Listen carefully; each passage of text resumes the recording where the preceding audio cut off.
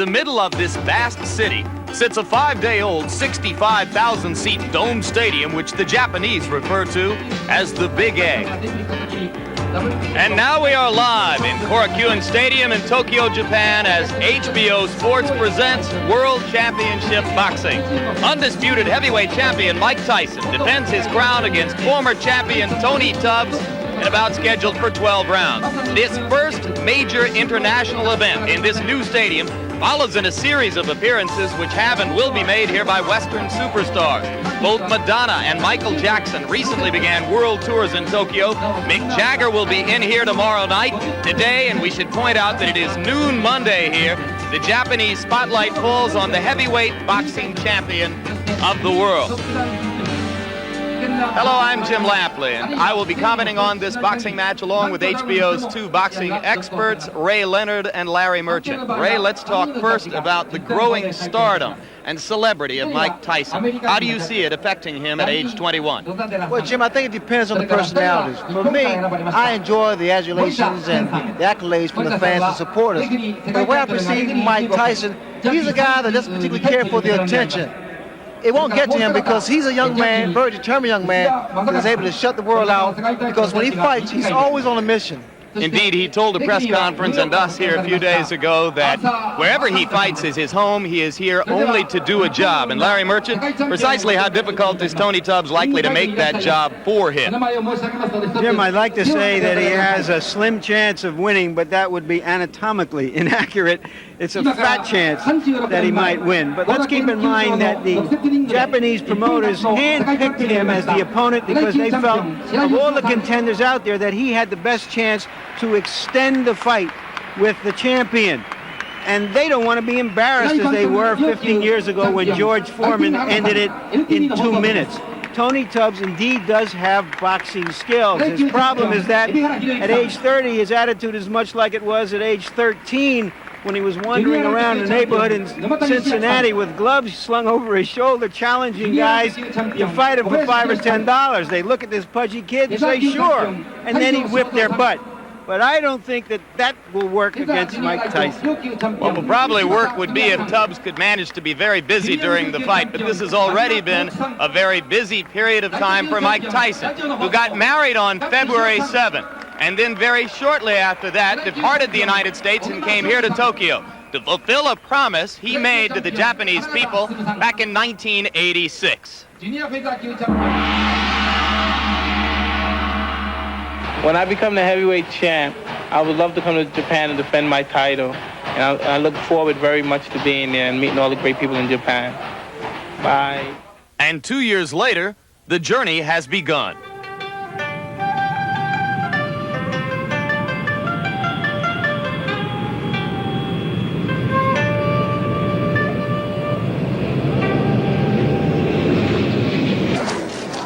Not since George Foreman KO'd Joe Roman in 1973 has a World Heavyweight Championship fight taken place in Tokyo. Within 2 hours of the champion's arrival here, Tyson Mania was in full cry. So I really would like to thank you graciously to invite me to your country, and I look forward to giving you a good show. Immediately, the realization that the experiences of this fight would be like none other before it. No one speaks English. In the days that followed, millions of Japanese seemed totally mesmerized by the American champs. It was as if Godzilla, the movie monster of the 1950s, had returned to Tokyo.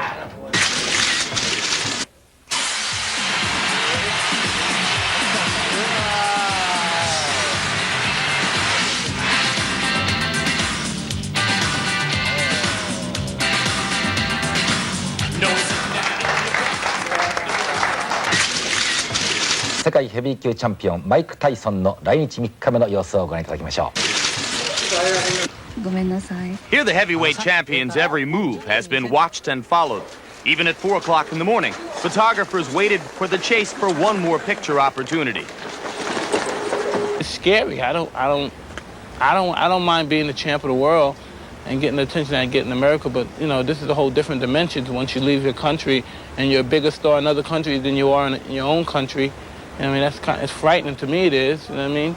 Because I didn't never want to be a superstar. I just wanted to be the champion of the world. In the beginning, most Japanese knew little about Mike Tyson. But as each day passed here, he became exactly the center of attention he claimed he didn't want to be. そうですね。なかなかやはり世界的に名声を博するだけあって。マイク・タイソンはセクシーだと思います。Giant. He is a symbol of the United States. できればとっても素晴らしいマイク・タイソンと一度デートしてみたいです。めっちゃ強いん違うんかな。とにかく今世界の中で一番強いと思うけど。Even the children found a way to get into the action. So on the first day tickets went on sale, 80% of them were sold. 想像した以上にすごかったです。 Whether an autograph, a photograph, or just a brief touch, everyone wanted a piece of the champion destroyer from the West. I don't feel bad. I feel like I left Earth and went to another planet. I never experienced anything like that before in my life. Around a bunch of people just floundered around me, and was so excited to just be around me. It was an experience I don't know if I will experience again. I feel everyone should know who the world champion is. And in my mind, before I ever traveled to another country to fight in a world championship contest, I thought, yeah, everyone should know the champion of the world. But God, man, I would have took second thoughts if I knew it would have been like this. And this was just the beginning. The new bride's arrival only added more fuel to what was already the hottest story in town. But the biggest story was the day Mike Tyson met one of Japan's greatest sumo wrestlers, Konishiki. Outweighed by 300 pounds, Tyson was hardly the heavyweight in this ring.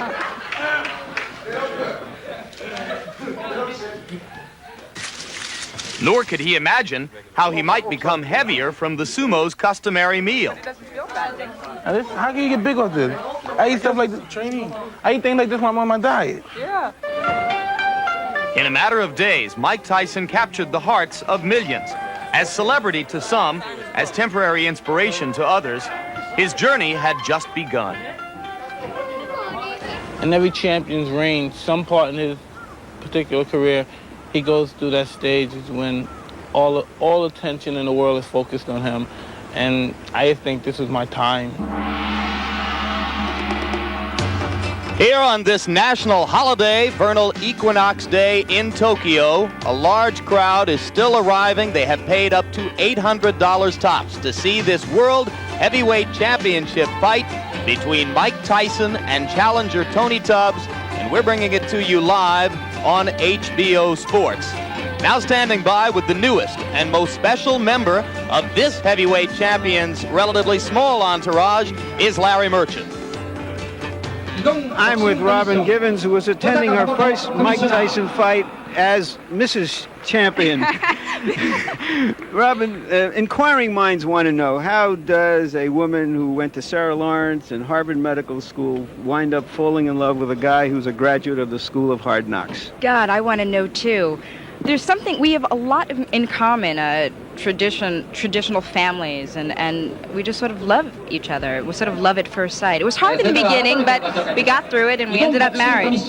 Conventional wisdom in boxing would be that marriage will somehow soften up the champion and make him vulnerable for a challenger. I've been hearing a lot about that. I'm getting blamed for everything. I don't know. Michael was talking the other day, and he was saying a middle-class person couldn't be a fighter. A fighter has to have known struggle, enabled him to have learned the art of boxing. Michael knows the art of boxing. Hopefully, I'll give him some sort of peace of mind, and that'll enable him to perfect this art. And I'll love him to death. I'll do the best I can. Thank you so much, Robin. The odds makers say you will enjoy the fight. Just one historical social note. Heavyweight champions Jack Johnson, Jack Dempsey, Muhammad Ali, Joe Louis, all married early and often, and it never hurt their careers. Now let's roll out the challenger, the man who wants to end this honeymoon. He does have more ice cream than fire in his belly, but he also really has the stomach for fighting.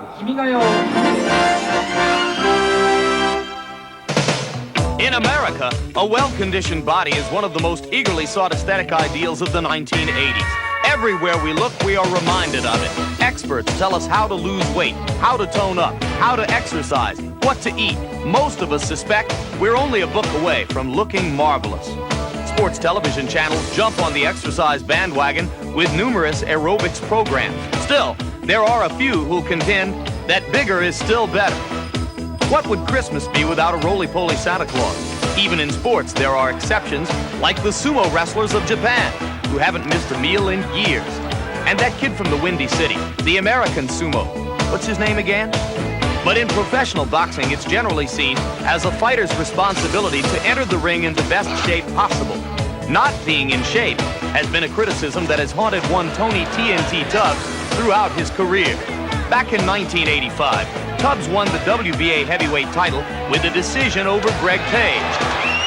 But for reasons which remain obscure, Tubbs neglected to take advantage of his golden opportunity, gaining 15 pounds while supposedly training for his first title defense against Tim Witherspoon. Tubbs claimed the weight gain was the product of injuries and problems with promoter Don King. Regardless of its origin, when Tubbs stepped into the ring that evening, many believe he cheated boxing fans and cheated himself as well. Basically, I never really been in top condition for any fight. 244 was overweight, but that occurred with injuries. My problem now is that I don't want to come in the ring because people want me to come in the ring at 220, or 215. I got to come in the ring because I feel good about my weight, and I feel good to what at 28, 30, I'm strong and I'm fast. Mike Tyson got to deal with that. Tony Tubbs concentrates more on his training now. He wants to avoid the mistake of again failing to realize just how much is at stake in this business. If fighters aren't motivated to get into shape by pride, the rest of us would like to believe they should be motivated by the chance to make millions. 7 years ago, when Tubbs turned professional, he weighed in at 212 pounds. But by his 15th fight, he was already up to 224. And 4 fights later, he tipped the scales at 239. 1 more win, 4 more pounds. Then for his next 2 fights, he got himself into the best shape of his career. Against Bone Crusher Smith, he weighed in at 228. And then against Page, 229, which he considers his best fighting weight. Then lightning struck again when he defended his title. He ballooned to 244 and lost the championship belt. But Tubbs received a second chance when Witherspoon was ruled to have run afoul of a drug test and a rematch was ordered. Controversy followed again when Tubbs, less than a week in advance of the fight, requested it be postponed due to a shoulder problem. The injury was confirmed by independent examination, though skepticism lingered. Now Tony Tubbs is back in training with a new purpose. Even before this bout with the gym began, he was working on shedding weight with the help of former bodybuilding champ Lou Ferrigno. And most recently, he's been given even more incentive by the alleged $50,000 bonus to come in under 235 pounds. I know physically I'm in shape. 230 is my weight. 229, 220 is a plus. But I'll be 230 and hard. Physically, you'll be seeing the new Tony Tubbs. When I step in the ring, everyone will say, wow, look at that cat. And the thing about it, once I start putting the moves down on Mike Tyson, I won't change.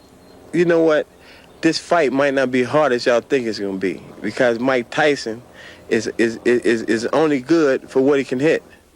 For Tony Tubbs, a chance for redemption is near, but there are new stakes. If he fails to enter the ring with his mind and body 100% prepared for Mike Tyson, this time it could be hazardous to his health. I know right now that I am one of the best heavyweights in the world. I can box better than any of them, and I ain't taking no back seats to none of them. I'm not even taking the back seat to Mike Tyson. Through the perilous fight, o'er the ramparts we watched, were so gallantly streaming, and the rocket's red glare, the bombs bursting in air, gave proof through the night that our flag was still there. Oh, say does that star-spangled banner yet wave o'er the land of the free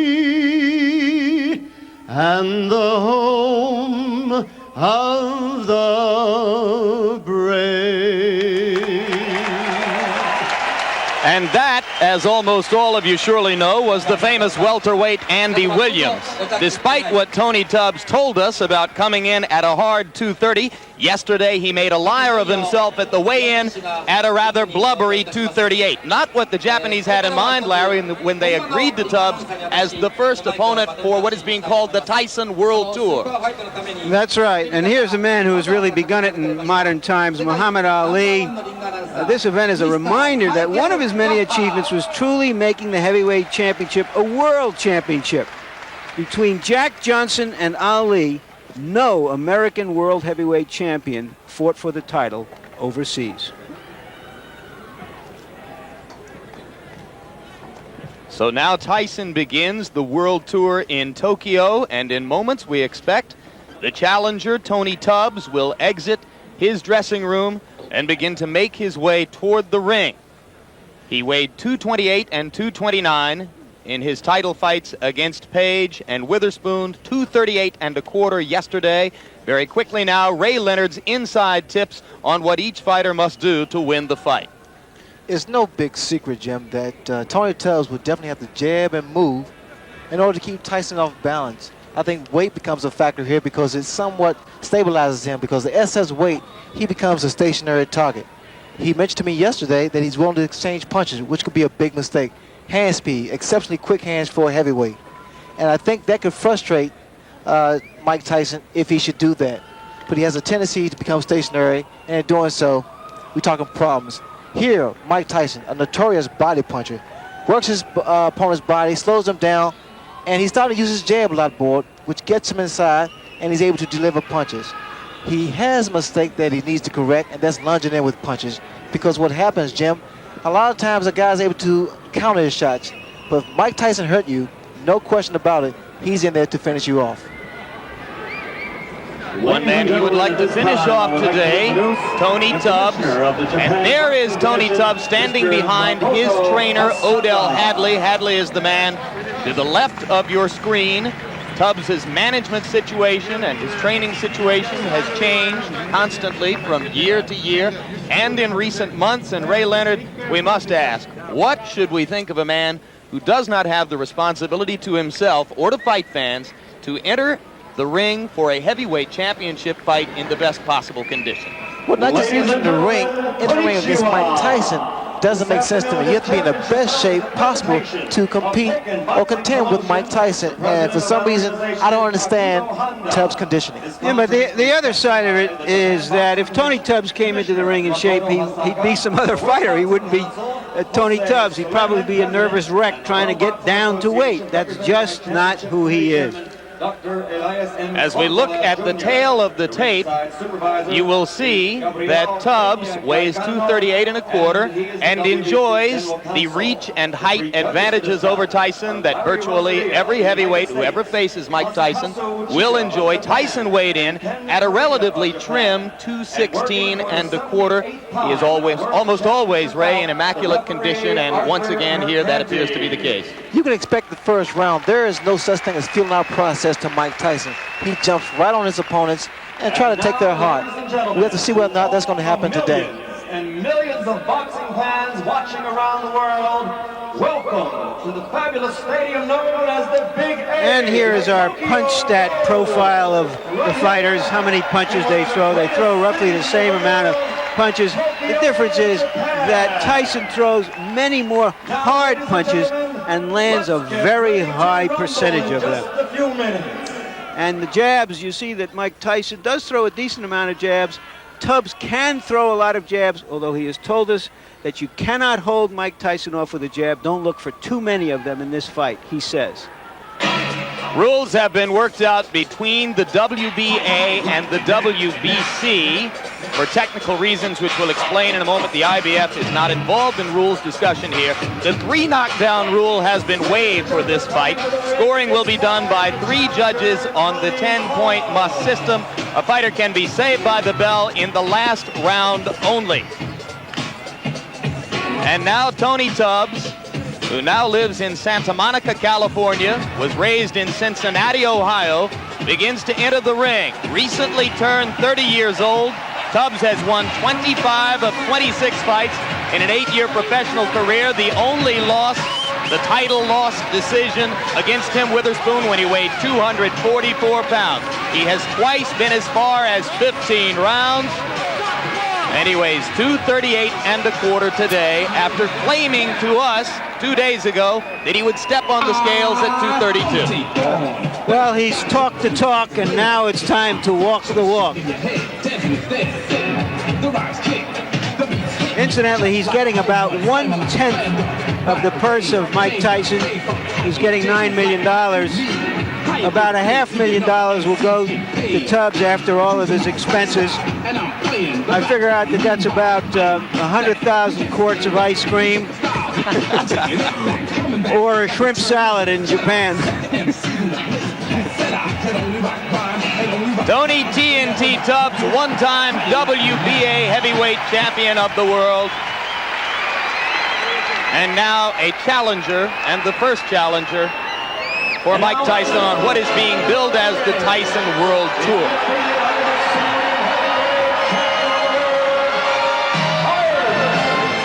There is a syndrome evolving here in Japan, which is described by a new term in the Japanese language.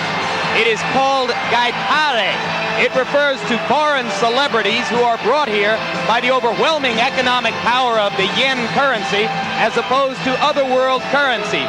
Now joining Madonna, Michael Jackson, and Mick Jagger as gaitare is Mike Tyson. And the interesting thing here is we were led to believe that the Japanese fans would view this more as a show, and that they sit on their hands a lot.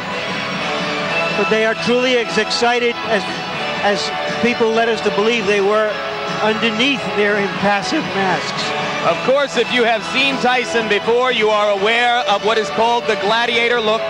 No robe, no towels, no socks, just the black trunks, the boots, and the 10-ounce Everlast gloves.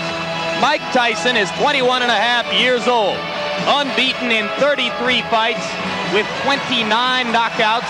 He went 12 rounds to a decision twice. This is his 6th title defense as heavyweight champ, the 3rd defense as holder of the championship in the eyes of all 3 governing bodies. Because of a conflict between local promoters and the International Boxing Federation, only the WBA and WBC title belts are being billed in Japan in connection with the fight. But in reality and in the eyes of boxing fans, it is the unified title which is at stake.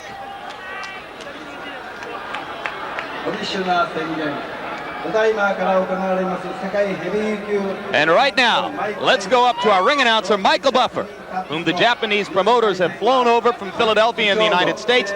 Michael Buffer will deliver the pre-fight introductions.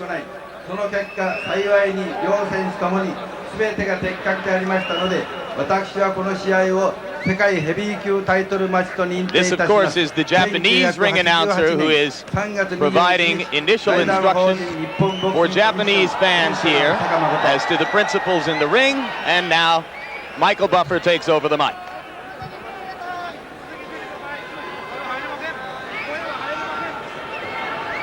And now, ladies and gentlemen, konnichiwa. Good afternoon. This championship bout is a presentation of Taking Boxing Promotions, President Akiko Honda. It is sanctioned by the Japan Boxing Commission, Commissioner Makoto Hosaka, and the World Boxing Council, President Jose Suleiman. The World Boxing Association is represented by Championship Committee Chairman Dr. Elias M. Cordova Jr., the ringside supervisor is Gabriel Peña Garicano. He's the WBC General Counsel. The 3 judges are Larry Rosadilla of the United States, Masakutsu Uchida of Japan, and Ken Morita of Japan. And working for the 78th time in a world title bout is the referee Arthur Mercanti of the United States.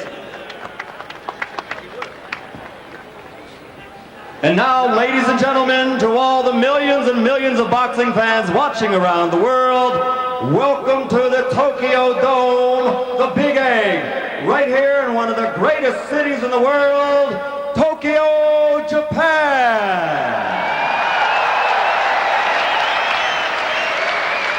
I would like to introduce in the ring at this time a man known as one of the premier promoters in the world of boxing, Mr. Don King.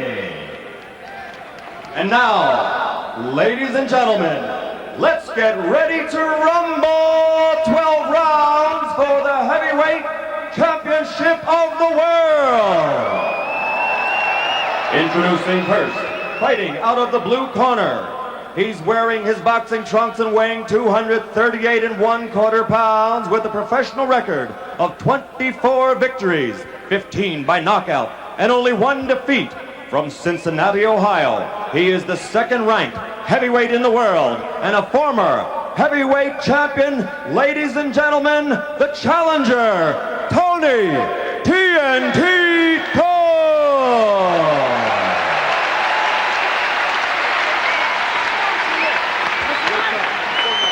And fighting out of the red corner, wearing the solid black trunks and weighing 216 1/4 pounds, from Catskill, New York, which is the hometown of the late great trainer of champions, Cus D'Amato. He brings a professional record of 33 victories without a loss, 29 KOs, including 25 KOs in 5 rounds or less, and 15 in the first round alone. Ladies and gentlemen, presenting the undisputed, the undefeated heavyweight champion of the world, Iron Mike Tyson!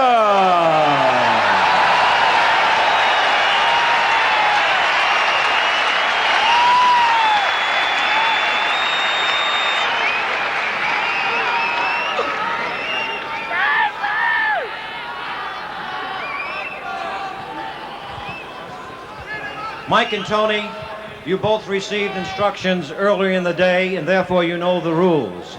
I wish you both an awful lot of luck now. Return to your corners to await the starting bell. Good luck. That's Arthur McCanty doing his 6th heavyweight championship fight, his 78th world championship fight. Tubbs says he knows how to fight. The champion, everyone says it. It's a little bit more difficult to pull it off. Let's see if he really wants to rumble as he says he does. I see Mike Tyson iron the belly, the midsection of Tony Tubbs, so look for him to jump right on him in the first round. Okay, we're all set? All set. Go. Mercanti says they're all set, and there's the bell for round 1. Tubbs throws the jab, and Tyson responds in kind. Go to your right, baby.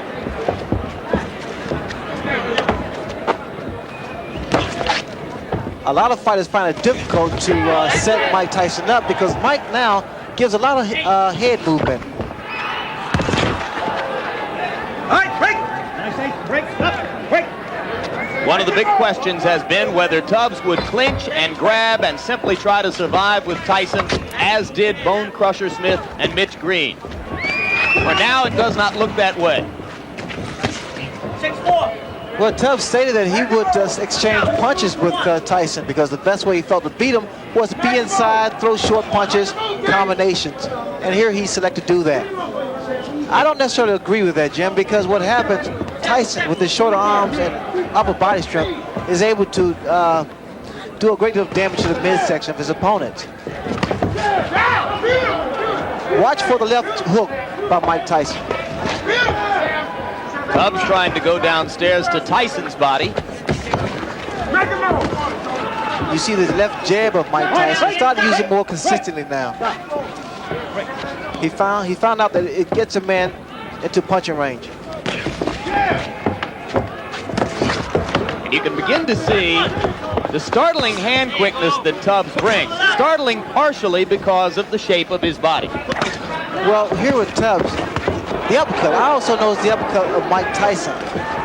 He's able to throw the same punch twice, under nose. Tyson missed with the left hook. Earlier, he had landed a wicked right to the kidney. Look for a looping right hand by Mike Tyson because that's the punch I see that Tubbs is vulnerable to. He keeps dropping that left hand. 1 minute to go in round 1. Tubbs landed a left and ducked away effectively. You know what to do, champ. There you go. There you go. There you go. You know what to do, champ. Speed, baby, speed. Come on, sweet. What Tubbs needs to be doing now, he needs to throw 2 and 3 jabs to kind of break the rhythm of Mike. Because what's happened, Tyson started to set up. You need to break that rhythm with a jab. Tubbs throwing the uppercut. A lot of people think he will have to be effective with that punch because Tyson comes in constantly. Well, Tyson also lunged him with an overhand right there, and that's one of the mistakes he makes. 10 seconds to go in round 1.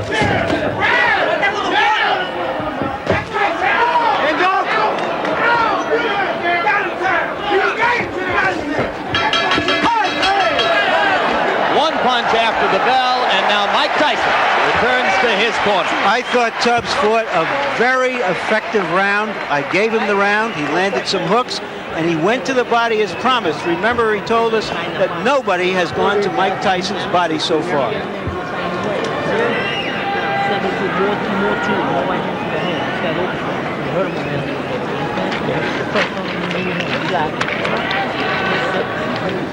The voice is that of trainer Kevin Rooney. Oh, you got it? 6 and 1 half dozen the other. Yeah, take that.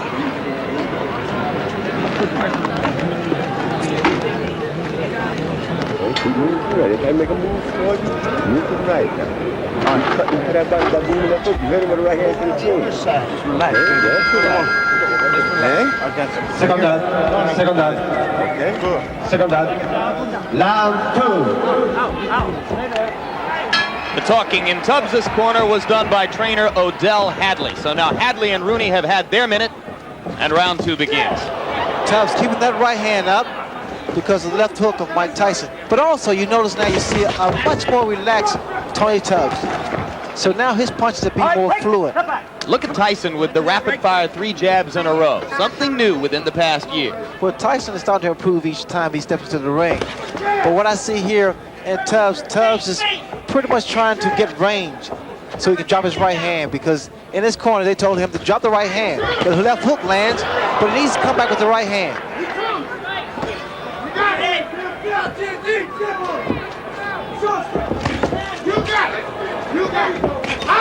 There's the right hand, Jim, I spoke earlier about. You must give Tyson angles. You can't remain stationary. Hands must stay up and stay out of the corners. But indeed, Tony acknowledged in talking with us, Ray, that you couldn't finesse Tyson completely. You have to be willing, as he said, to fight him. Well, you saw that double punch with one hand, sort of a bolo type punch. And those are the type of punches that do a great deal of damage because the body shot and then the uppercut raises the chin up, and then the left hook comes into play. Good uppercut by Tubbs inside. Snap Tyson back a little.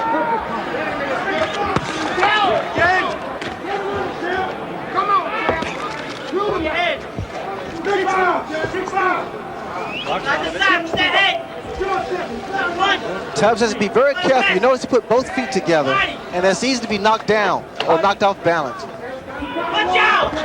He's trying to use his additional weight. Coming up on a minute to go in round 2. Tony Tubbs so far appears in no way intimidated by Tyson's fury, as have so many of his opponents. Good left hook, good combination by Tubbs. Open up.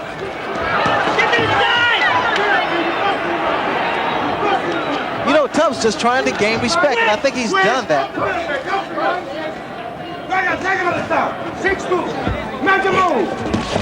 Good left by Tyson. Tubbs reeled.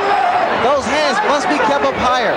And again, like I stated earlier, Jim, I don't think it's a good idea to exchange punches with Tyson. Good body shot, but you need combinations now. 30 seconds left in the round. Both fighters have had their say here. I couldn't tell whether or not that punch hurt. Tubbs is hurt. Tubbs is hurt badly. It was a left hook. And it's over. Odell Hadley has jumped in the ring. The fight is over. With stunning swiftness.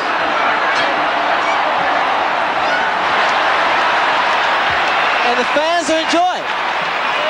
They're showing their appreciation here.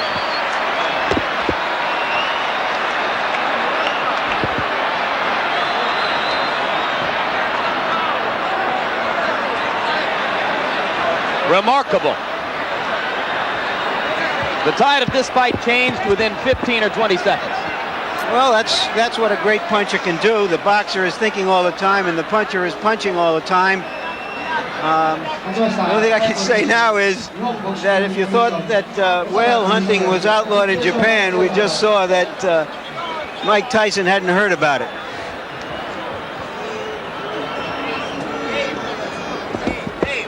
And Ray Leonard, let's take a look back at the left hands which did the damage. Well, Tyson now starting to find his range. That left hook there pretty much spoke for itself. It's self-explanatory because it was a short and powerful left hook that put Tony Tubbs down. And here Mike still showing that he is a good finisher. Tubbs had already been reeling a bit before that point as the result of a short right against the ropes. What was happening actually was that Tyson was wearing down Tubbs because Tubbs tried to stay inside and fight Mike Tyson's fight, which I thought was a mistake. Heavyweight champion, Mr. Mike Tyson. Once again, that's short left hook. And for those that say Mike is not really a one-punch knockouter, I think they need to look at some films again. Mike has enormous strength and great upper body power. Early now in round 2. That was the punch against the ropes that really started things off. I said a right, it was in fact a left right on the forehead. But if you can appreciate the power of Mike Tyson because that punch hit him on the temple, and it wasn't really a 6-inch punch, it was shorter than that. So Tony Tubbs becomes the latest in the string of victims. Tyson's 30th knockout in 34 times in the ring. And the Japanese, who were so disappointed 15 years ago by George Foreman's one-round knockout of Joe Roman, got about 2.5 minutes more this time. But Jim, you also have to commend the corner of Tony Tubbs because they was in there for the welfare of his safety because they saw the power of Mike Tyson. They saw that the man was hurt and was indeed down. Interestingly, Ray, one of the things that Tubbs had seemed to demonstrate throughout his 26-fight career up to that point was a pretty good chin. Well, he has a very good durable chin, but again, that's Mike Tyson there. And right now, let's go up to ring announcer Michael Buffer for the official statistics on this one. Ladies and gentlemen, here's the official time. 2 minutes, 54 seconds of the second round. The winner by knockout victory. Now 34 consecutive victories. Still the undefeated, undisputed heavyweight champion of the world, Iron Mike Tyson.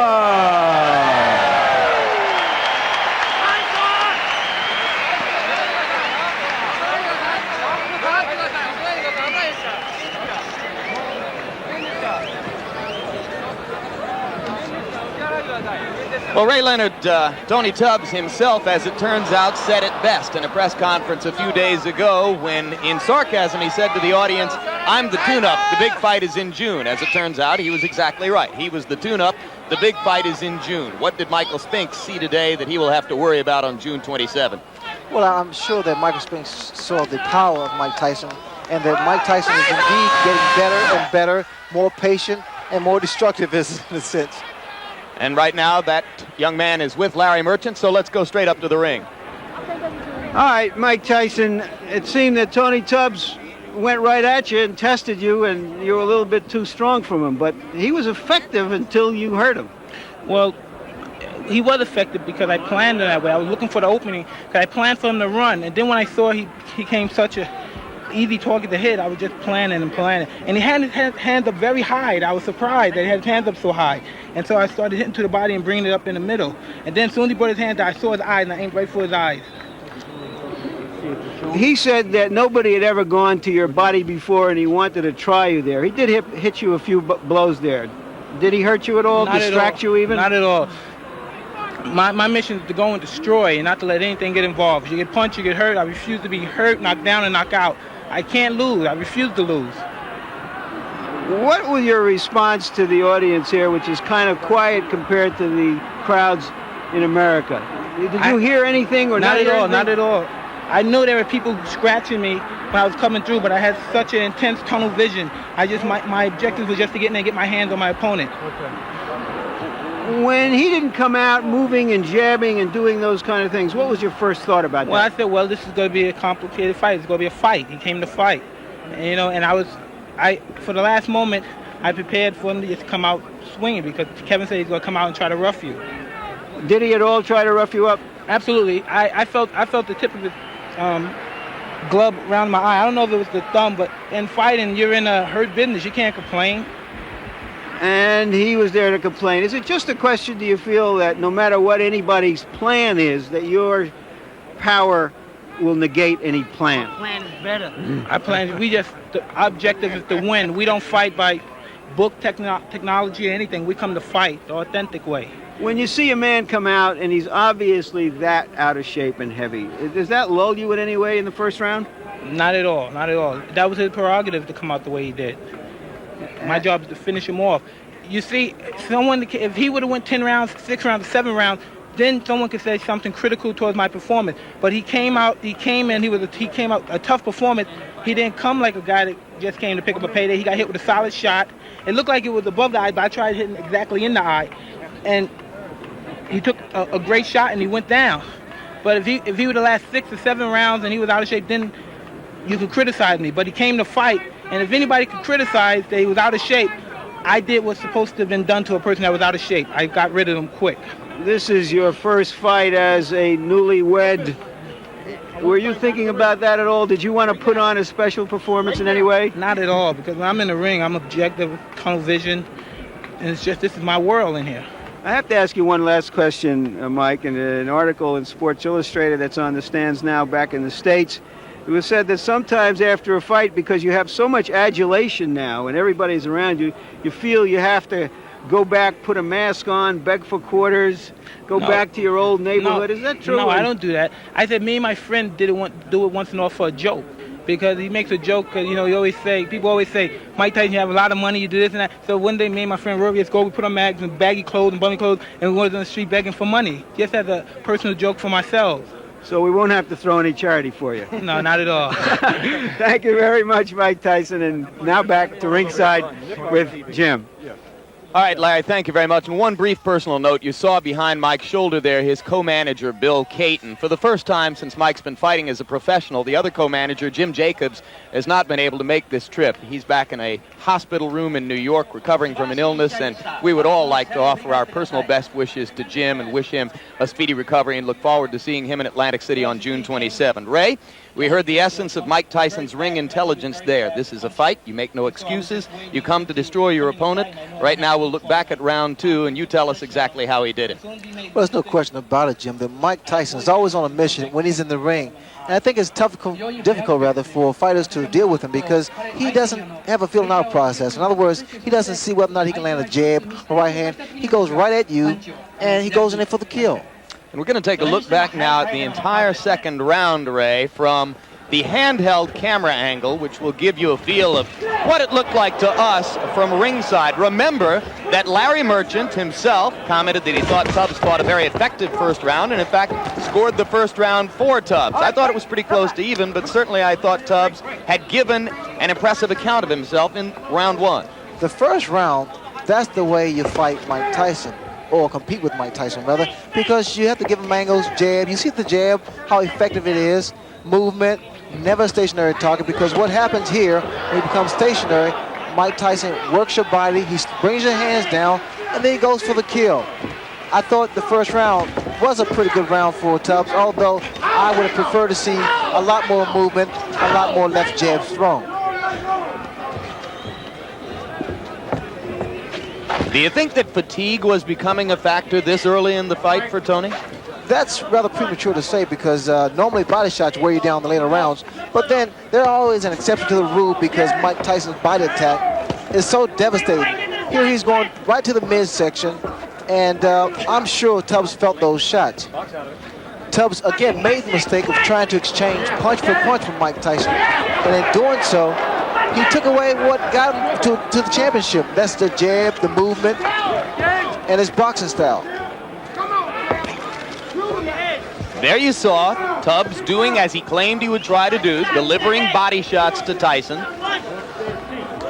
But what you have to understand, Jim, inside, Mike Tyson has the greater upper body strength. And he has the shorter punches. He throws more combinations inside, and they're short because his hands are very fast too for a heavyweight.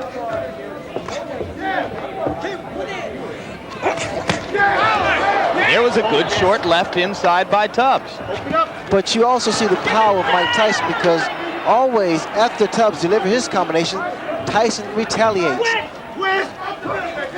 And indeed, that's the problem of bringing the strategy that Tony said he would bring. You've got to fight with Mike Tyson, but then you give him a chance to do his thing. Look at the short shots that Mike hits his opponents with.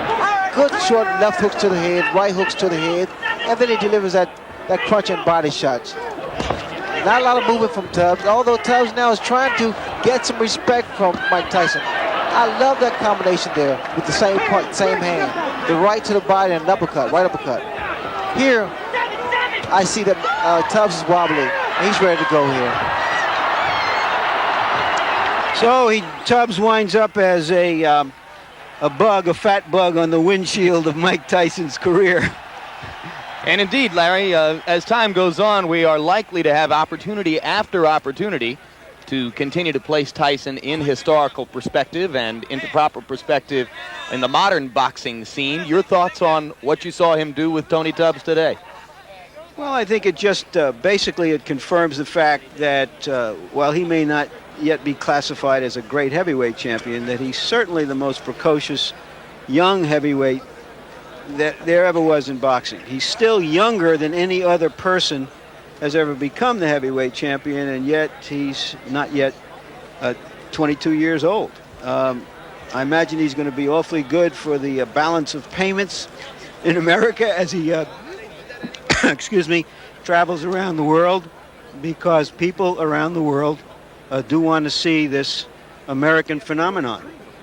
And of course, all of that, Larry, presumes that he can get by Michael Spinks on June 27. Did you see anything here which alters your perspective on the Spinks bout?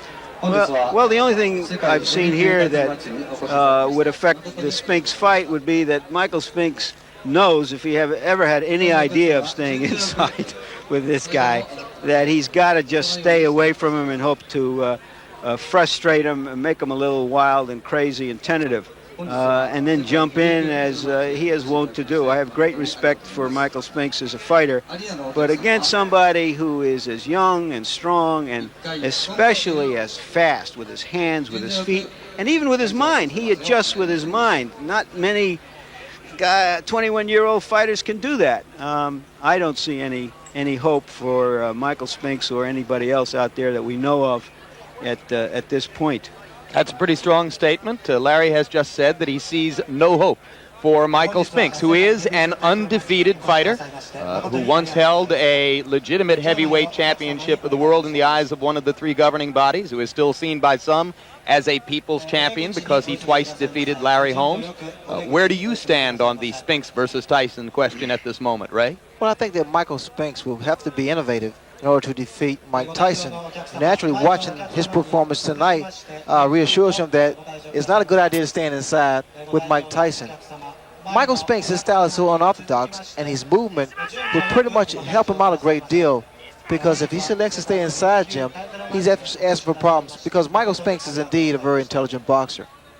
All right, just to sum up, and with thanks to Ray and Larry, what you have seen today was 21-and-a-half-year-old heavyweight champion Mike Tyson earning about $9 or $10 million for just under 6 minutes worth of work in the ring, the product of the continuing development process, which was begun by a great fight trainer named Cus D'Amato, which continues now under Kevin Rooney, under the management of two men named Bill Caton and Jim Jacobs, and the prospect continues to exist that we will watch this heavyweight champion fight all around the world against all kinds of opponents. Stay tuned immediately following this World Championship Boxing telecast for a special presentation of The Hitchhiker Special Ingredient, followed by A Nightmare on Elm Street 3 Dream Warrior. Those are on the East Coast and in the central regions. Jumpin' Jack Flash on the West Coast and in the mountain areas. All of those shows will be seen in their entirety. Be sure to